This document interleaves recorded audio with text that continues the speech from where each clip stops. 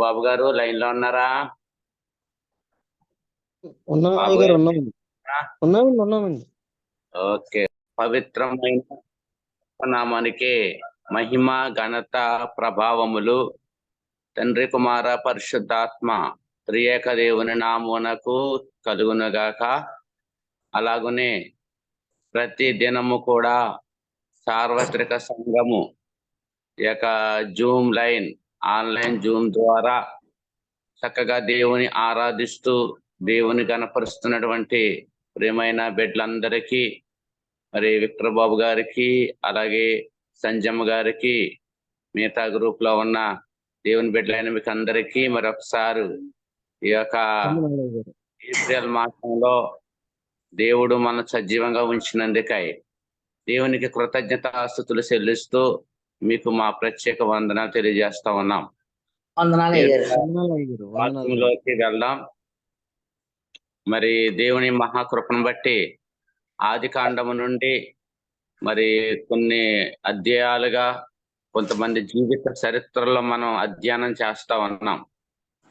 మరి గతించిన కాలంలో మరి అహరోను గురించి అధ్యయనం చేయడం జరిగింది. మరొకసారి రీవెరిఫికేషన్ చేయబోతా ఉన్నాను. అమ్రాము, యోకేబేదు వీరిద్దరికి మరి ముగ్గురు పిల్లలు జన్మించారని, అహరోను, మిరియాము అలాగే మోషే వీరు ముగ్గురు జన్మించారనే విషయాన్ని మనం తెలుసుకున్నాం. అలాగే మోషే గారి యొక్క జీవితం నుండి తెలుసుకున్నాం. మోషే గారి యొక్క భార్య సిప్పోరా గురించి కొన్ని జీవిత చరిత్రలు మనం తెలుసుకున్నాం. అలాగనే మరి అహరోను గురించి కొన్ని విషయాలు మనం తెలుసుకున్నాం. ఈరోజు అహరోను యొక్క భార్య యొక్క జీవిత చరిత్రను మనం తెలుసుకోబోతా ఉన్నాం. పరిశుద్ధ గ్రంథమైన బైబిల్లో నుండి ఒకసారి తీయండి అమ్మా. పరిశుద్ధ గ్రంథమైన బైబిల్ గ్రంథంలో నుండి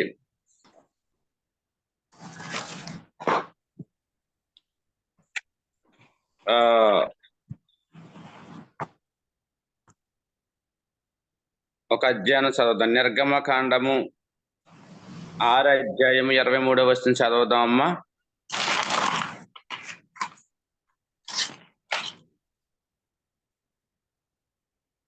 ఒకసారి చదవండి అమ్మ. నిర్గమకాండము 6 అధ్యాయము 23వ వచనం.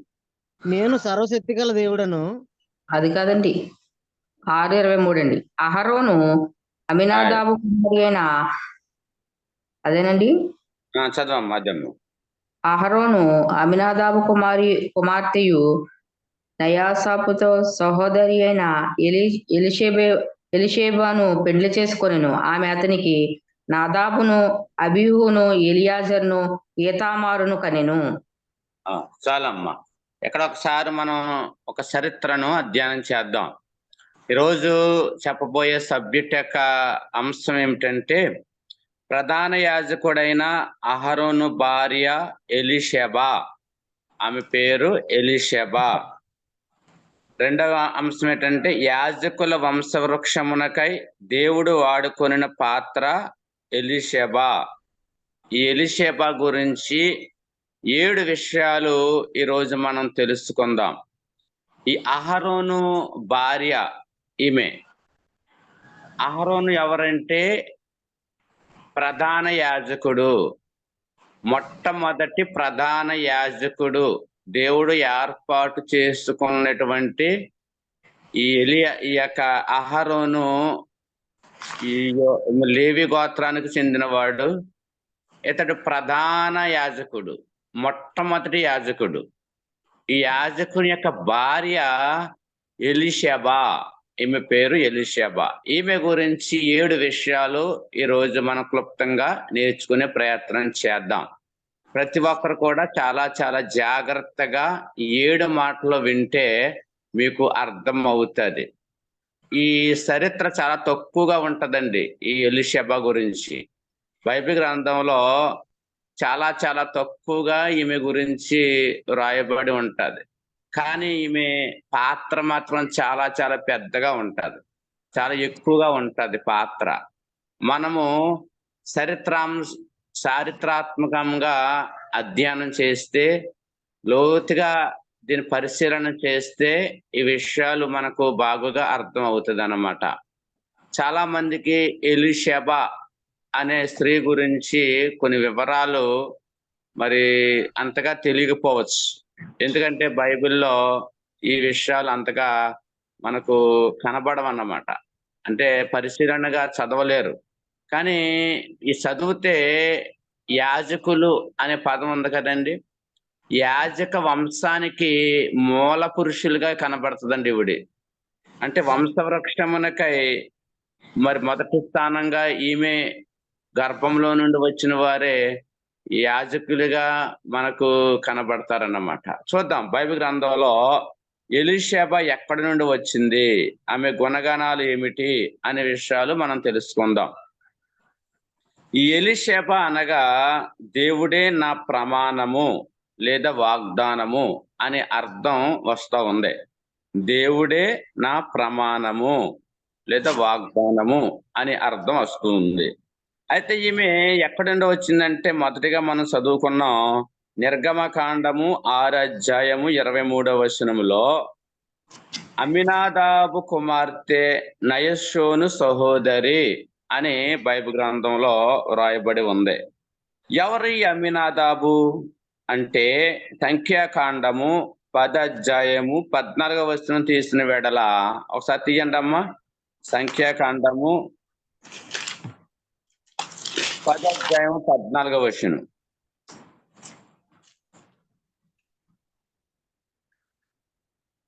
సంఖ్యాకాండము పాలెపు ధ్వజము చారి సేవకుల చొప్పున మందిరపు సాగిను.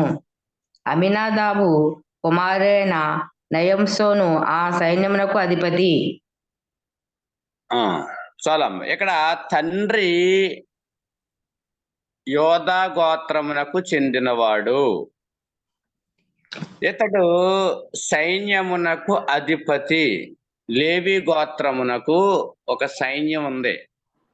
ఆనాటి కాలంలో యాకోబుకు 12 మంది కుమారులు ఉన్నారు. ఈ 12 మంది కుమారుల్ని కలిసి దేవుడు ఏమన్నాడంటే 12 గోత్రాలు అని అన్నాడు. ఈ 12 గోత్రాలకు 12 సైన్యమని దేవుడు ఏర్పాటు చేశాడు. ఈ 12 గోత్రాలకు సైన్యం ఏర్పాటు చేసి ఆ సైన్యానికి కొంతమంది అధిపతులను ఏర్పాటు చేశాడు. ఆ సైన్యం అంతటి కూడా ఆ గోత్రం అంతటి కూడా ఒక సైన్యాధిపతి ఉంటాడు. ఈ నయస్సోను అనే అతను ఆ సైన్యమునకు అధిపతిగా దేవుడు ఏర్పాటు చేశాడు. ఆ సైన్యాధిపతి యొక్క కూతురే ఈ యొక్క ఎలీషబా. దేవుని స్తోత్రం, హల్లెలూయా. అయితే ఏ గోత్రానికి చెందినవాడు అంటే సంఖ్యాకాండము 1:7 దేవునికి ఇష్టమైన గోత్రములో ఈమె జన్మించింది. దేవునికి ఇష్టమైన గోత్రం ఏంటంటే యోధా గోత్రం. ఈ నయస్సోను అనే అతను యోధా గోత్రానికి చెందినవాడు. మరి మోషే అహరోను ఏ గోత్రానికి చెందినవాడు? లేవి గోత్రానికి చెందినవాడు. ఈమె అయితే యోధా గోత్రానికి చెందినవాడు. చూడండి ఆ మాట ఉందా లేదు చూడండి ఒకసారి. సంఖ్యాకాండము 1:7 చదవండి అమ్మా. యోధా గోత్రంలో అమినాదాబు కుమారుడైన నయంసోను.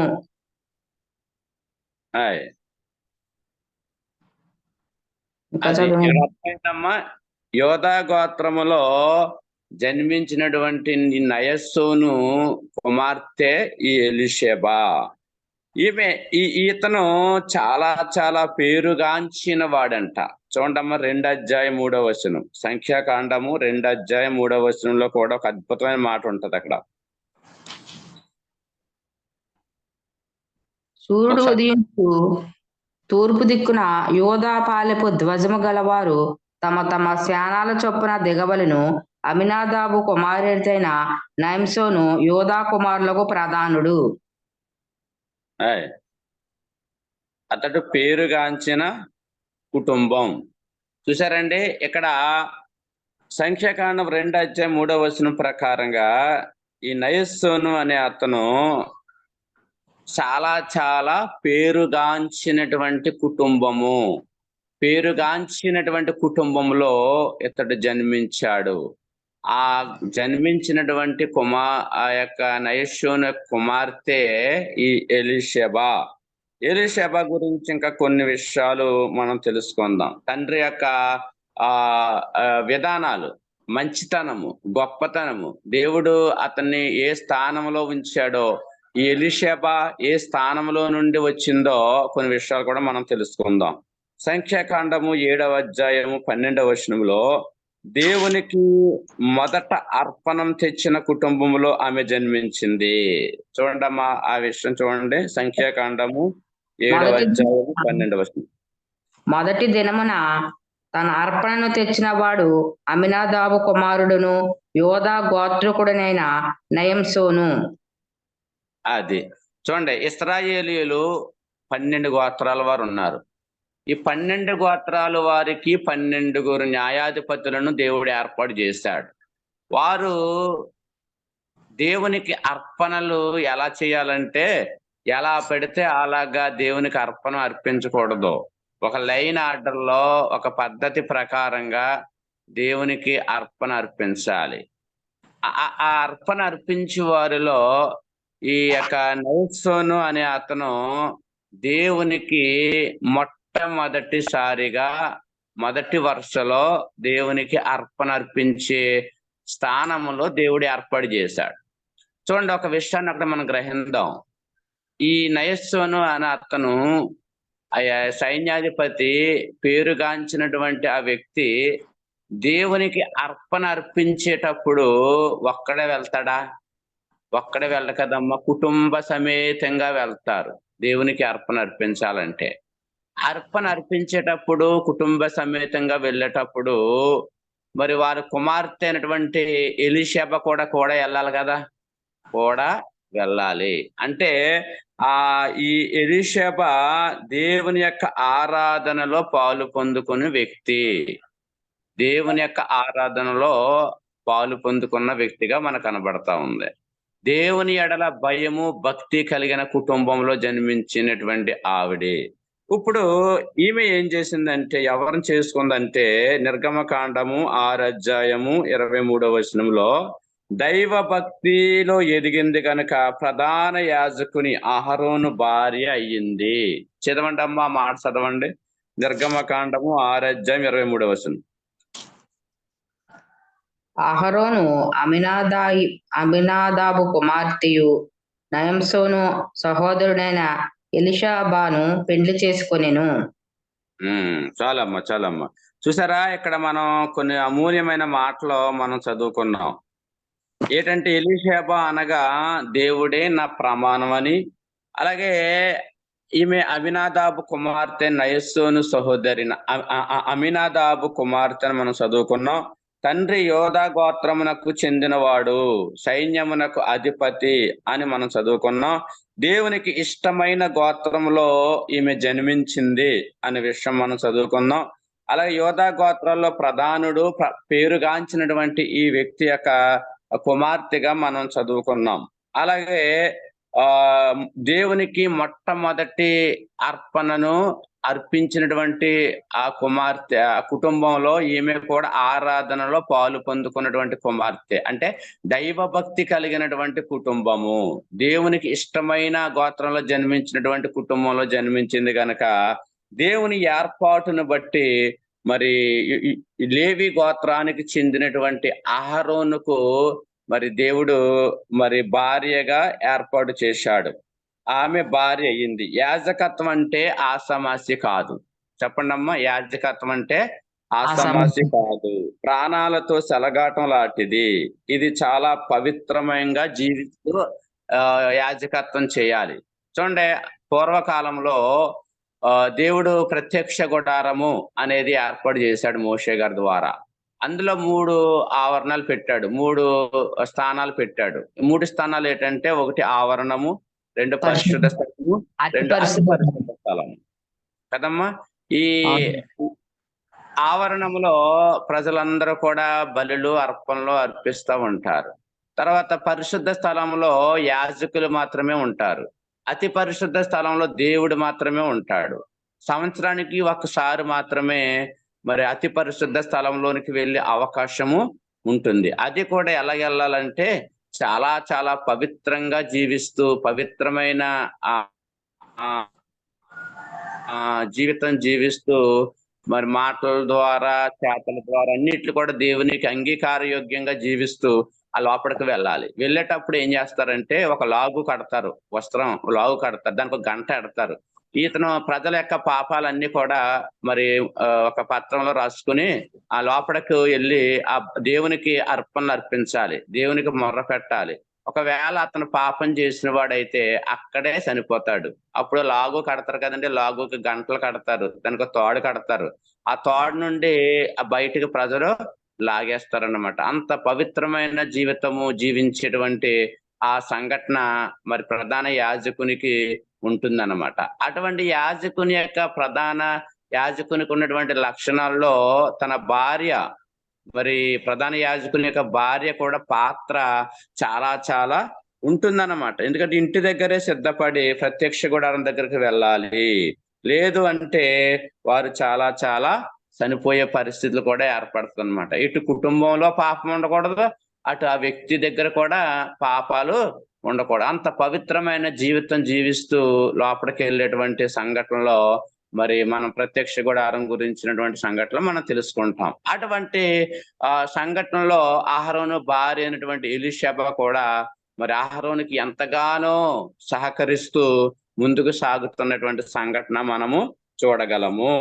అలాగే మరి అహరోను యొక్క కుటుంబం కూడా చూసుకున్నట్లయితే అహరోను కూడా చాలా భక్తిపరుడు, మరి దేవుడు ఏర్పాటు చేసుకున్నటువంటి ఒక యాజకుడు, ప్రవక్త. ఇతను ప్రవక్తగా యాజకుడిగా దేవుడు అతన్ని ఎన్నుకున్నాడు. ఆ కుటుంబంలో ఈమె మరి వెళ్ళడం అనేది చాలా దేవుడు ఏర్పాటు చేసుకున్నటువంటి గొప్ప కృపగా మనం చెప్పగలుగుతాం.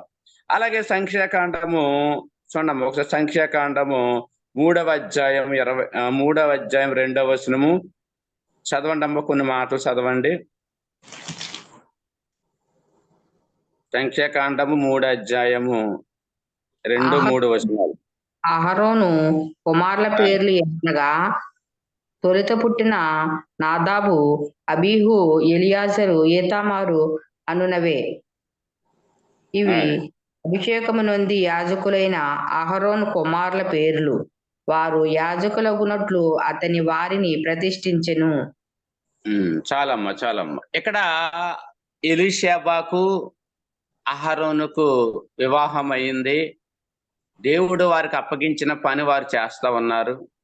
దేవుడు వారిని ప్రేమించి వారికి 4 కుమారులను దేవుడు అనుగ్రహించాడు. వారి 4 పేర్లు ఏమిటి అంటే, ఏం పేరని చదువుకున్నాం మనమ్మ? నాదాబు, అబీహు, ఎలియాజరు, ఏతామారు. ఈ 4 దేవుడు వారికి ఇచ్చాడు. ఈ 4 కూడా ఆ తల్లిదండ్రులు ఏం చేశారంటే యాజకులుగా దేవుడు ఏర్పాటు చేశాడు. అక్కడ నుండి యాజక వంశానికి, యాజక వంశవృక్షమునకు దేవుడు వారి ద్వారా ఎన్నుకున్న ఒక సాధనాలుగా దేవుడు మరి ఏర్పాటు చేయడం జరిగింది. అంతే 4 వారికి జన్మించారు. వారు 4 జన్మించారు. ఇప్పుడు చక్కగా ఇశ్రాయేలీయులకు లేదా ఆ జనాంగానికి వీళ్ళు ఎంతో సంతోషంగా, యథార్థంగా, భక్తితో యాజకత్వం చేస్తా ఉన్నారు.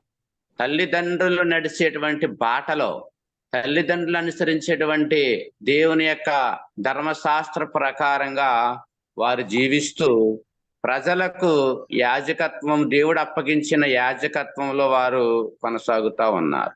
ఇప్పుడు తల్లిదండ్రులుగా ఎలీషాబాకు ఎంత సంతోషం ఉంటదమ్మా? నా కుమారులు ఎంతో సంతోషంగా యాజకత్వం చేస్తా ఉన్నారు, 10 మందికి ఉపయోగపడతా ఉన్నారు, అనేకుల కొరకు ప్రార్థన చేస్తూ ఉన్నారు అని ఎలీషాబా చాలా చాలా చాలా సంతోషపడుతూ ఉంటూ ఉందన్నమాట. ఆనందపడుతూ ఉంది. ఎందుకంటే పునాది ఇద్దరు కుటుంబాల్లో కూడా భయము భక్తితో కూడినటువంటి కుటుంబంలో వారు జన్మించారు.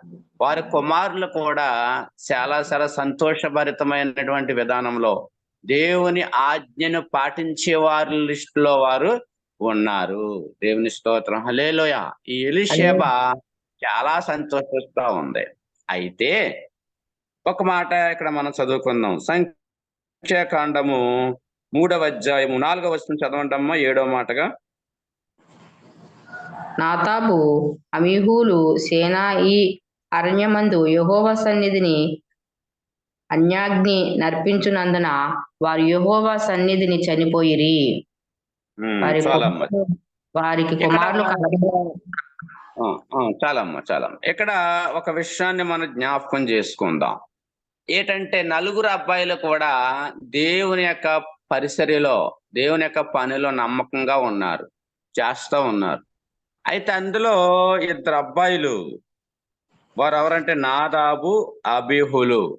వారిద్దరు కూడా మరి సాతాను వారిలో ప్రవేశించిందో లేకపోతే వాళ్ళే మారిపోయారో తెలియదు, కానీ దేవుడు అప్పగించిన పనిని కాకుండా వారి సొంత ఆలోచనలతో, సొంత తలంపులతో దేవునికి అర్పించవలసినటువంటి ఆ అగ్ని కాకుండా వేరే ఒక అగ్ని తీసుకువచ్చి దేవునికి వ్యతిరేకంగా పాపం చేశారండి వాళ్ళు.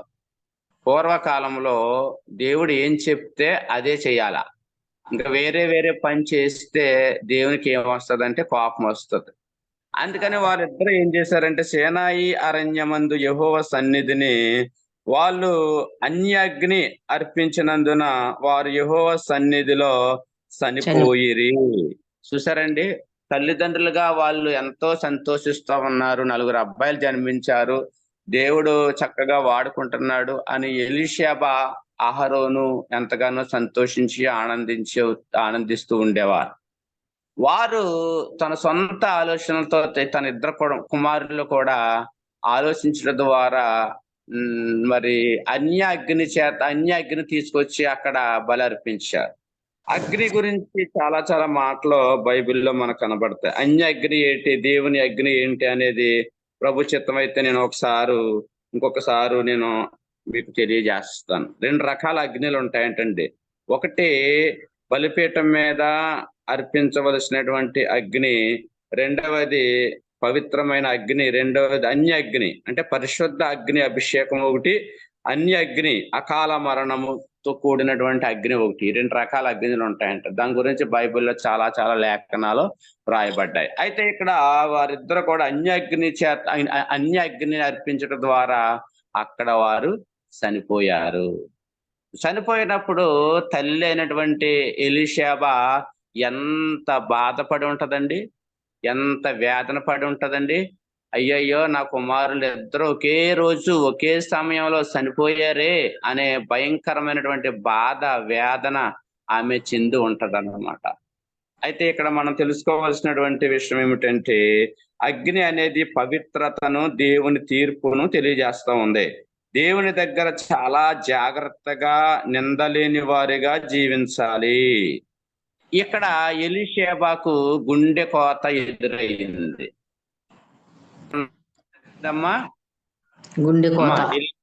ఏమి ఎదురైంది? గుండె కోత ఎదురైంది అన్నమాట. చూడండి, ఎలీషేబ చాలా చాలా బాధపడి అయ్యో ఏటి ప్రభువా అని బాధపడింది. అయితే ఇంకో ఇద్దరు కుమారులు ఉన్నారు కదమ్మా. ఎవరల్లో ఇంకో ఇద్దరు కుమారులు ఉన్నారు? ఎలియాజరు ఈతమారులను దేవుడు ఏర్పాటు చేసుకున్నాడు. దేవుడు ఏర్పాటు చేసుకుని వారి వంశము ద్వారా అనేక మంది యాజకులు వచ్చేటట్లుగా దేవుడు ఏర్పాటు చేశాడు.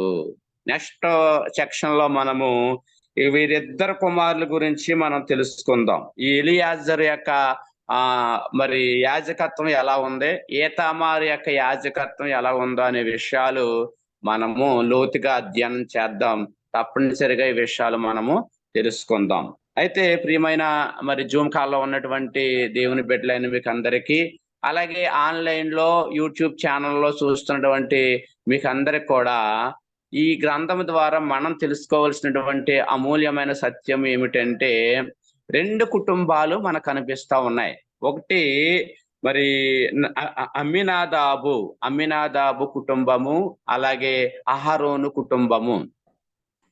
చెప్పాలమ్మా, అందరూ కూడా ఒకసారి లైన్ లో ఉండండి. ఒకసారి అందరూ కూడా అమ్మినాదాబు కుటుంబము, అహరోను కుటుంబము. దేవుడు ఎవరిని ఏ విధంగా మరి వివాహ వ్యవస్థ ద్వారా ఎన్నుకుని వారి ద్వారా దేవుడి కార్యాలు తన పనిని జరిగించాలో ఆయన చిత్తంలో దేవుడు జరిగిస్తాడు.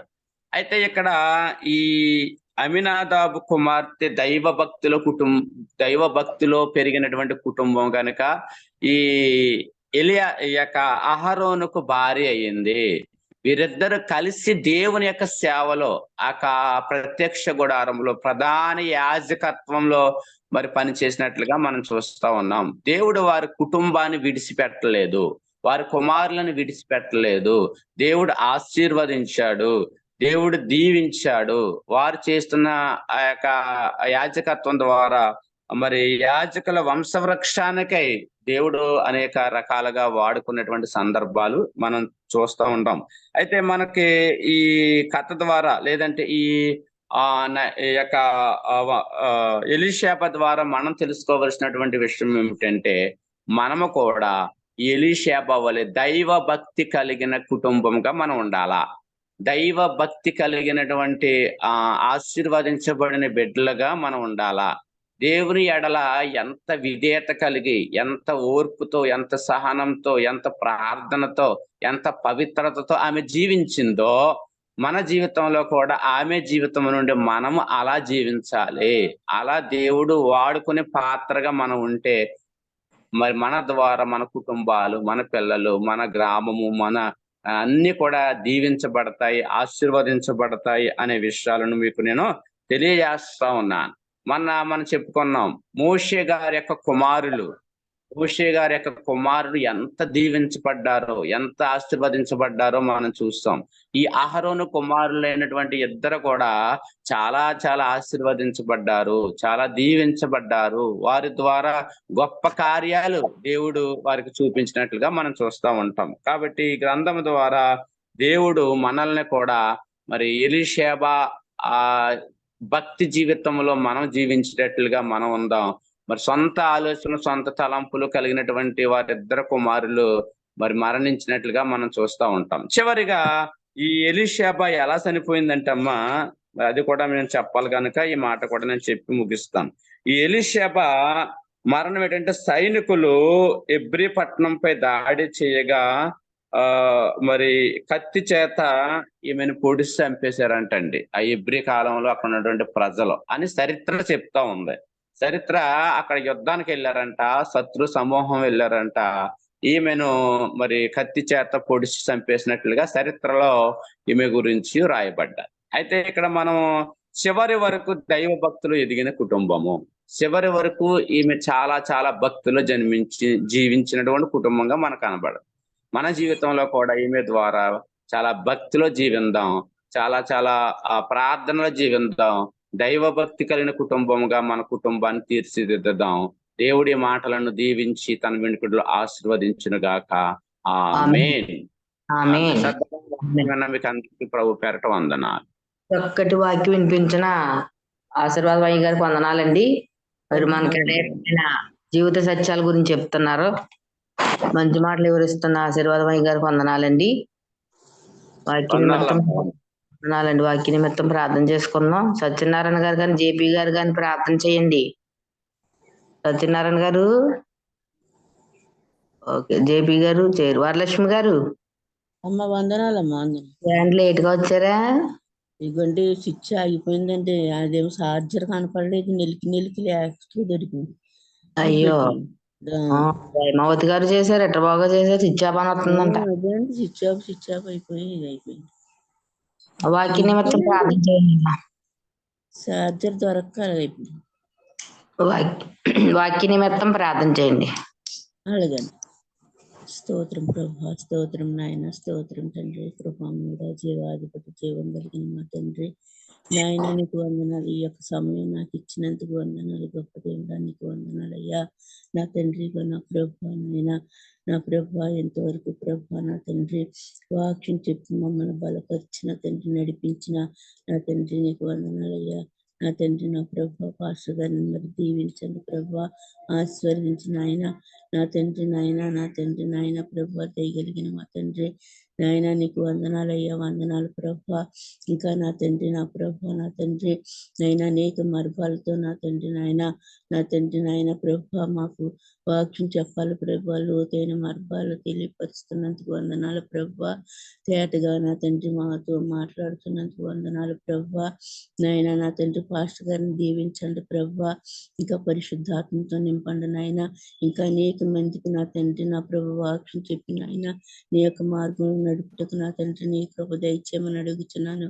దేవానికి వందనాలయ్యా. సహాయం చేయము తండ్రి. పరిశుద్ధాత్మ దేవుడా నా తండ్రి చక్కగా వివరించి నా తండ్రి మమ్మల్ని నా తండ్రి నాయన బలపరుస్తున్న విధానాన్ని బట్టి వందనాలయ్యా. నా తండ్రి, నా ప్రభా యొక్క సంఘాన్ని దీవించండి, సంఘ సంఖ్యను పెంచండి. ఇంకా అనేక మంది ఆ సంఘమునకు వచ్చుటకు నాయన మీరు సహాయం చే తండ్రి. నాయన నీకు వందనాలు నాయన. అతను చేయుచున్న సేవా పరిచర్యను దీవించండి నాయన. దినదినము అభివృద్ధి పరిచిన తండ్రి ముందుకు సాగుటకు నీ కృప దయచేయమని నా ప్రభా ఇచ్చిన ఈ యొక్క అవకాశాన్ని బట్టి వందనాలు, స్తోత్రాలు చెల్లించుకుంటూ నా తండ్రి యేసు నామమున అడుగుచున్నాను తండ్రి. ఆమేన్. ఆమేన్, ఆమేన్. స్తోత్రం, స్తోత్రం, స్తోత్రం. ప్రార్థన చేసిన వరలక్ష్మి గారికి వందనాలండి. వందనాలు అమ్మా. వందనాలు. ఆశీర్వాదం అయ్యగారు అమ్మా. ముగింపు ప్రార్థన చేసేసి ఆశీర్వాదం ఇచ్చండి. ఓకే అమ్మా, తప్పనిసరిగా ప్రార్థన చెప్పమనండి ప్రార్థన అవసరతలు. అమ్మ, ప్రార్థన అవసరతలు ఏమైనా ఉంటే తెలియజేయండి, నేను వారి కోసం ప్రార్థన చేస్తాను. అయ్యగారు అదేంటి మా మనవడికి ఒక సంబంధం వచ్చిందండి. పాస్టర్ గారు ఎవరికి సంబంధం వచ్చిందమ్మా? మనవడకండి మనవడు. పాస్టర్ గారు చిన్నగా ఒక 20 మందికి సువార్త చెప్తున్నాడు అంటే వాళ్ళ నాన్నగారు. అదేమో ఆ సంబంధం వచ్చిందండి. అక్కడే అండి, అదే ఊర్లోనే. మరి గురువారం వెళ్తారంటండి. కొంచెం ప్రయత్నం చేయండి, ఎటువంటి ఆటంకాలు లేకుండా. ఓకే, తప్పనిసరిగా ప్రార్థనలో పెడదాం. ఈరోజు అయ్యగారు ఈరోజు మా మనవడు కోసం ప్రార్థన చేశారు కదండి, మన ఒంట్లో బాగాలేదని. అవునమ్మా, అవును. అబ్బాయి పుట్టినరోజు అండి ఈ రోజు. అబ్బాయి కోసం ప్రార్థన చేయండి. పెద్ద కుమార్తె హాస్పిటల్కి వెళ్తుంది, వాళ్ళు స్కానింగ్ తీస్తారంట. స్కానింగ్ లో ఏమీ లేదని నార్మల్ రిపోర్ట్ వచ్చేలాగా ప్రార్థనలో పెట్టండి అయ్యారు. రోజు పుట్టినరోజు అమ్మా. చిన్న పాప గారు అబ్బాయి పుట్టినరోజు అండి. పెద్ద పాప హాస్పిటల్కి వెళ్తుందండి. స్కానింగ్ లో ఎటువంటి ఏమీ లోపం లేకుండా వచ్చేలాగా ప్రార్థనలో పెట్టండి. ఓకే అమ్మ, తప్పనిసరిగా ప్రార్థనలో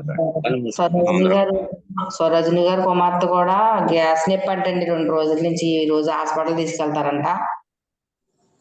మన పెళ్ళైన సరోజిని చిన్న కుమార్తె అండి. అలాగమ్మా, ప్రార్థనలో పెట్టండి. ఆ అమ్మాయి కోసం కూడా ప్రార్థనలో పెట్టండి. ఇంకెవరికి హైమావతి గారు అమ్మాయి వివాహం ఘనంగా జరిగేలాగా. అలాగా కళ్ళు మూసుకుందాం. స్తోత్రం, స్తోత్రం, స్తోత్రం, స్తోత్రం, స్తోత్రం, స్తోత్రం.